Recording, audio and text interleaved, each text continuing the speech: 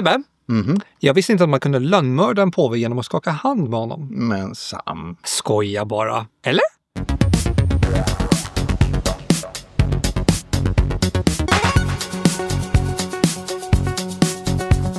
Konklaven är regisserad av Edvard Berger. Och i rollerna ser vi bland andra Ralph Fiennes och Stanley Tucci. Påven har lämnat oss och det är dags att välja en ny, men det blir inte helt utan problem. Och precis innan vi skulle spela in här nu så sa jag till Sebbe att konklaven faktiskt är en bra översättning på The Conclave. Det är nästan som om man vill säga konklaven.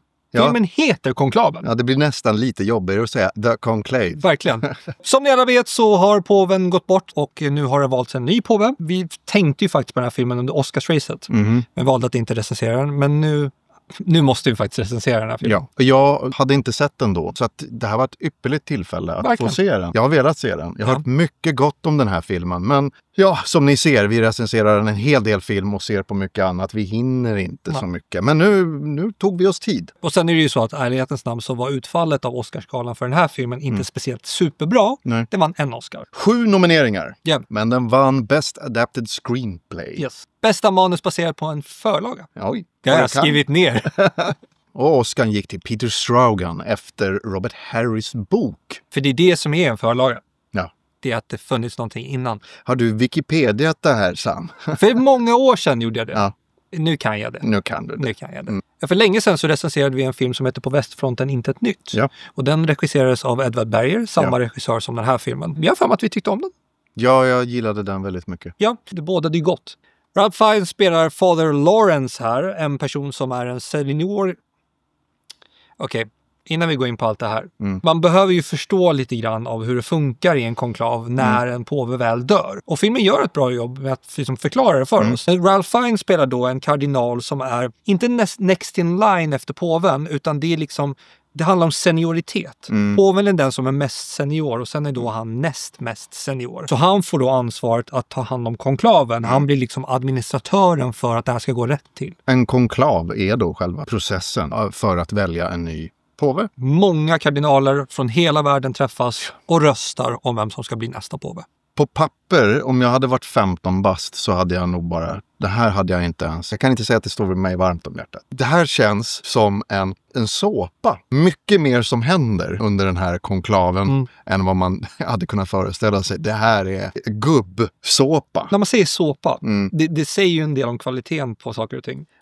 Det här är kvalitet. Det här är jävligt bra. Ja. Det bästa såpan du kan föreställa dig så är det här. Precis. Grade A soap. Med otroliga skådespelarprestationer. Förutom de två som du nämnde, då Ralph Fiennes och Stanley Tucci, så är ju också, vad heter han? John Lithgow. John Lithgow med i den här filmen också. Gillar honom väldigt mycket. Jag tyckte om honom när han var en mördare i Dexter till exempel. Och sen också så här, får man inte glömma, Isabella Rossellini. Är också med i den här filmen och hon blev ju nominerad till en Oscar. Han har en väldigt liten roll. Väldigt liten, så jag blev så här förvånad över att hon var nominerad. Ja, och jag tror det har mer att göra det här, lite så här lifetime. Hon har varit med länge och därför så, okej, hon är med. Då, nu är det dags. Som alla säkert vet som tittar så är ju kyrkan inte speciellt välkomnande när det gäller kvinnor i maktens korridorer, om man säger så. Så de har inte så jättestor roll att spela i den här filmen. Nej. Utan det är ett gäng påvar. Nej. Utan det är ett gäng som vill vara påvar. Så här tjafsar och nystar och plottar om och få röster och fram och tillbaka och det konservativa kontra det progressiva och hur ska kyrkan vara nu i framtiden efter att den här påven har dött. Och mitt i allting så är det då Father Lawrence. Han vill ju egentligen bara dra sig undan. Jag är klar med det. Inte religion. Han vill dra sig tillbaka till typ ett kloster. Som vår svenska kardinal Anders Borelius. Han vill inte heller bli påve. Han vill också gå tillbaka till ett kloster. Är du klar? Ja, helt klar. Tråkig info. Nu barn ska ni få höra om kardinaler. Ja, precis. Lost them all. Ja, alla har unsubscribat och dragit för länge sedan. När jag läste att den här regissören hade gjort den här filmen, då var det en annan person som jag var intresserad att se om den var med. Och det är Volker Bertelmann. Kompositör? Ja. Ja. Ja, han gjorde musiken till På västfronten inte ett nytt. Ja. Och den musiken minns jag väldigt väl. Och jag visste inte att det var han förrän en bit in i filmen. Bara, just det, vänta ett tag. Det här musiksättet känner jag igen. Det är intensivt. Ja. Det kan vara tyst en stund, lite musik och sen så... Det passar så väl. Det finns ett instrument här som han har valt. Som, han vill inte ha liksom vanliga instrument. Utan han har valt ett instrument som vi kommer klippa in här som heter krystallofon.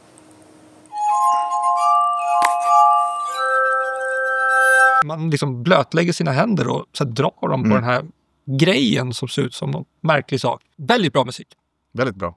Overall är den här filmen väldigt bra. Ja, bra skådespelarinsatser. Alltså jag skulle inte säga så här att någon är en Oscar-värdig skådespelare i filmen. Liksom en ensemble som funkar bra. Jag blir inte blown away av någon. Det vill jag bara poängtera. Nej. Utan det är liksom filmen. Det är liksom det här... Ja, men allt funkar. Exakt. Jag tror ju verkligen att de här gubbarna sitter här och tycker saker och gör de här grejerna. Den är väldigt detaljrik i hur de utför de här röstningarna och hur det ser ut på det här. Jag var där. Ja, det var ingen snack om saken. Skådespelarna sålde in det här, manuset sålde in det här, platsen, kostymen och allting. Jag var aldrig utanför filmen. Jag var med. Och det var ju verkligen instängt. Alltså när konklaven hände så får ju ingen se in. Man fick ju liten grann se så här, säkerheten kring att så här, folk inte ska spionera på dem. Och det är liksom, det är top notch säkerhet här. Ja, de filmade aldrig folket. Nej. Man hörde dem, men annars var vi lika inlåsta. Man fick till och med se var den svarta röken kommer ifrån. Ja. Det är lite kul. Ja. Trivia. Men på tal om att vara där, filmen har ju inte spelats in i Sixtinska kapellet. Nej. Utan det här är dels då produktionen som har byggt upp liksom, hur det ser ut på Sixtinska kapellet och sen har vissa scener också spelats in på ett slott i Neapel om jag inte minns fel. En kompis till mig såg den här nyligen också. Och han sa att jag önskar lite att jag såg den på bio. För den här filmen hade gjort sig bra på bio.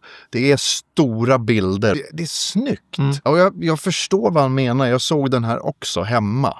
Jag såg den inte på bio. Och ibland kunde jag känna att den här hade jag faktiskt kunnat se på bio. Det är inte så att jag bara ber er springa och leta upp en biograf som fortfarande visar den här filmen.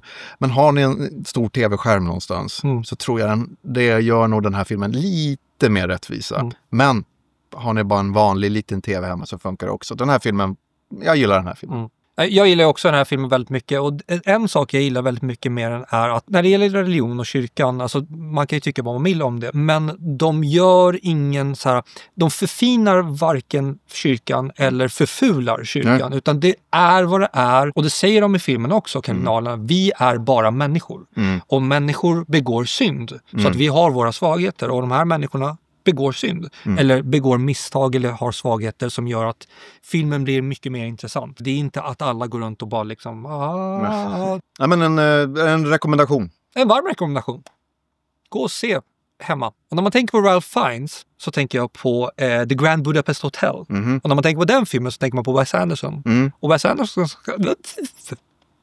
Tack för att ni tittade. Vi ser fram emot att snacka mer film med er. Den heter Phoenician Scheme, den nya filmen. Den kommer snart, vi ska recensera den. Jag orkar inte mer, det är för sent på kvällen, jag orkar inte. Hej då!